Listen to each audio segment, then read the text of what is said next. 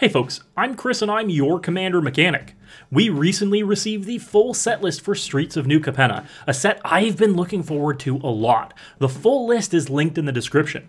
Before we look at the top cards for Commander coming in this set, I wanted to remind everyone that if you want to pick up any singles or sealed product, to head over to Hairy Tarantula. Be sure to use my promo code CMDR5 for 5% off your first order and CMDR Mechanic to help support the channel. Look y'all, this set is pushed. There are a lot of really good, really cool cards in here, and it feels like the power level of the set has been turned up a few notches. Commons like Jewel Thief, Celestial Regulator, and Inspiring Overseer introduce new levels of complexity at this rarity, and in years past may have been uncommons or rares. Uncommons like Patch Up, An Offer You Can't Refuse, and Fatal Grudge are amazingly strong and have comparable cards printed at rare or higher. I don't think it's unfair to say we'll be seeing cards from this set as new must-haves in Commander moving forward. Really great to see, honestly. It's indicative of a new era of Magic design, which actually leads us into our first dishonorable mention. Treasures. When treasures were introduced, they were interesting effects that fit into Grixis, blue, black, red, then their slice of the color pie. And slowly that's bled into all of the colors, with some of the strongest offerings like Smothering Tithe or Old Gnawbones showing up in white and green. And New Capenna continues to give every color treasures all over the place. From commons through to rares, every color is getting some way to help with its mana production. In a 3-color set, I kind of get it, but it's made treasures no longer special. It's no longer unique. One of my favorite cards ever is Academy Manufactor, and being able to pop off with him means jumping through some hoops. But now with cards like Bootlegger's Stash, it's as easy as tapping a land. I hope moving forward we get treasures a little more sparingly, or leave them squarely in the Mardu, white, black, red, color identity. Now, for our honorable mentions. First is the flavor of this set. It is spot on with references and what we'd expect coming from this setting. From Sleep with the Fishes to Brass Knuckles to Fake Your Own Death, every ounce of this set is like a film noir gangster movie, and I am here for it. From snooping newsies to speakeasy servers, this set is just phenomenal for making you be in the setting just reading these card names. I'd love to see more of this soon, and I think it's an incredible way to design a set. My next honorable mentions are the new Triomes. It's honestly shocking it took 2 years to finish the Triome cycle, as these are a huge part of our format. Fetchable 3-color producing lands are invaluable to deck building, and having the final 5 to match Ikoria's first 5 is a very welcome sight. From a deck builder standpoint, I wish they had retained the Triome naming, because I will never remember the names of these when I need to, but they are incredibly useful. Pick them up while you can, you'll never not have a use for them. And our final honorable mention is for our sponsor, Moxfield. I can't say enough about the best deck building platform out there. Moxfield makes it quick and easy for me to put together the 2 to 3 decks I build weekly. They're also great for live brews I do with chat every Monday over on Twitch, and displaying by mana value, price, category, and switching between text and visual display makes it easy to parse and read. Head on over to my Moxfield profile link in the description and follow me there too. As usual, I want to preface this with the fact that this is my top 5 cards, meaning I'm going to be a little bit biased towards my deck building style, but in general, I'm going to be recommending cards that are very versatile and are going to fit in the most decks possible. You've been warned. At number 5 is Unlicensed Hearse and Getaway Car. 2 of the colorless vehicles introduced in New Capenna. These are both amazing utility and are going to be real players in a lot of decks. Hearse being colorless graveyard hate before it's even crewed is a massive advantage and would alone qualify it for inclusion in a ton of decks. But the fact that late game it can be a huge crewed vehicle once you've chewed away at someone's graveyard is just incredible. Remember that this can exile from your graveyard too, making it great for decks like Quintorius that want that effect, or the new Arcane Bombardment that cares about random spells in your graveyard. When you can control what you have in your graveyard, you can control random a lot. And Getaway Car is probably the best way to reuse Enters the Battlefield effects that we have ever seen. It's reusable and harmless to the creature we want to bounce. It doesn't cost us a card and can be triggered by blocking as well.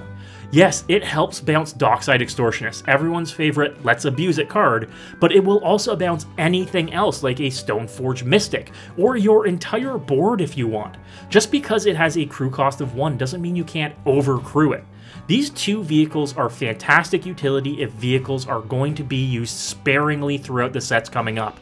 I want them to be more like this. At number 4 is Giada, Font of Hope. This is possibly the best tribal commander we've ever seen, angel or otherwise. Being a 2/2 flying vigilance for 2 would be enough in a lot of instances, but buffing angels when they enter the battlefield and helping pay for angel spells in white? This is the kind of tribal commander people have been begging for all sorts of builds. It's great to see that Angel fans get the equivalent of what Werewolf fans got from Tovolar last year, in that it's the best Angel tribal commander we will ever see, but we all know that this could potentially mean more really busted tribal-focused commanders coming up soon. Let me know in the comments what tribe you want to see get this kind of absurd love. Personally, I want to see demons or shapeshifters get this kind of low-to-the-ground, all-in-one utility kind of commander in the future. Next up is Professional Facebreaker. I know, I said it in Dishonorable Mentions that treasures were being overdone, but they fit into Red's Ritual Mana piece of the color pie, and it's really evident here. Focusing on attacking and dealing combat damage, much like Grim Hireling did in Adventures in the Forgotten Realms, this can be a great mana generator in a color that honestly needs more effects like this. I may be biased because I have a treasure deck and I love Academy Manufactor, but this style of treasure generation, having to jump through some hoops to do it, is what I want to see. When treasure generation is passive, meaning it happens automatically or for very little investment from the player, it's boring. But a 2/3 menace that could potentially make 3 treasures a turn, 1 for each opponent you deal combat damage to, it's huge and encourages you as the player to be aggressive, exactly what Red wants to be benefiting from. I think this card is amazing, and if you're in Red and turning sideways, you want the Facebreaker on your side. Now, here at number 2 isn't a specific card, but rather a design choice that I want to call out. Moving triggers on enchantments and permanents to the beginning of combat or the end step. There are several examples of this happening slowly over time, but the departure from upkeep triggers is a very healthy move for Magic design, ensuring that a creature or enchantment is never useless if it gets removed before it ever does anything. I think most of us have been in a situation where we lament not being able to benefit from a Dark Confidant or similar effect because our fragile 2/1 is removed before we are ever able to make it back to our turn. Well, now we get effects like this, like on Sanguine Spy, at the beginning of our end steps instead of our upkeep. This means that we get the value the turn that we cast it, better than potentially getting nothing. Same goes for Fight Rigging, the new hideaway enchantment triggering at the beginning of combat on our turn. If we cast it in our first main phase, we could potentially be casting the card we hit away with it immediately, while still getting that bonus +1/+1 counter. This design choice, seen across several cards in this set, is fantastic from a value standpoint and what I want to see more of. Do away with beginning of upkeep triggers, or at the very least add in when this enters the battlefield or at the beginning of your upkeep. Good on Wizards for keeping this in mind that in Commander, players need to wait 3 turns for their first upkeep. And at number 1 on my list in this set is Luxior Giada's Gift.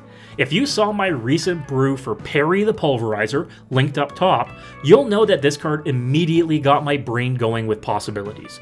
Turning everything it's equipped to into a creature and pumping it based on the counters on it open up a ton of fun possibilities. There are the typical uses of turning a planeswalker into a creature and swinging in, sure, and you can use it to create infinite mana with a Devoted Druid, okay, but you could also throw it on a land or an artifact you've temporarily turned into a creature to make it huge. I built a whole deck around turning the Ozolith into a creature, then putting Luxior on it, and honestly, nothing in recent sets has made me want to get this wacky before.